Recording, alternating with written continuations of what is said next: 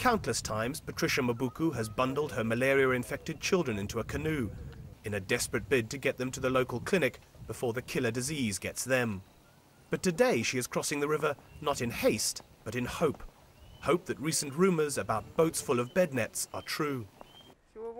There is a lot of malaria in our village because there are lots of mosquitoes. They live and breed by the river. A bed net will be very helpful because it will help protect Mayane's children. The older ones can look after themselves, but the net will help look after the little ones. And speeding to her children's aid are the members of an extraordinary expedition who are using more modern craft to deliver an age-old message. Prevention is better than cure. Supported by the Rollback Malaria campaign and sponsored by NGOs and private companies, the expedition is roaring down the entire 2,500-kilometre length of the Zambezi River, from source to sea, providing remote villages with bed nets, as well as helping to focus attention on malaria, still the #1 killer of young children in communities all along the river.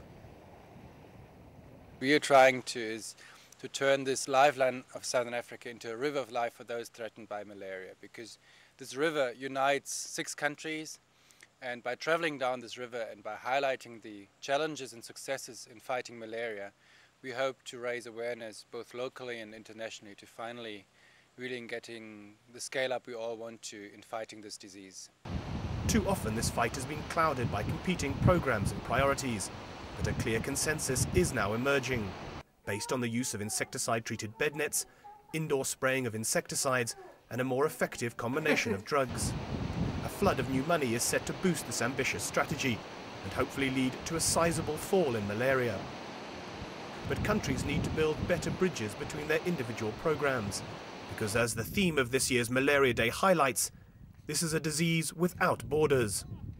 That it has no borders, that is a very good theme, because we are all together along the Zambezi River, and this is where the malaria is so endemic in these areas. So if we work to tackle the malaria both sides, I think it will go a long way. Towards achieving the goal that 5 countries along the Zambezi have established, to work together to reduce the overall malaria mortality in riverside communities by 50%, which is why governments along the river are supporting the expedition, and why the people of Silumbu are so keen to get their hands on such a prized possession. And while the expedition waves farewell and heads off to help other communities further downriver, Patricia and her children head for home, knowing that they will all sleep much more safely from now on.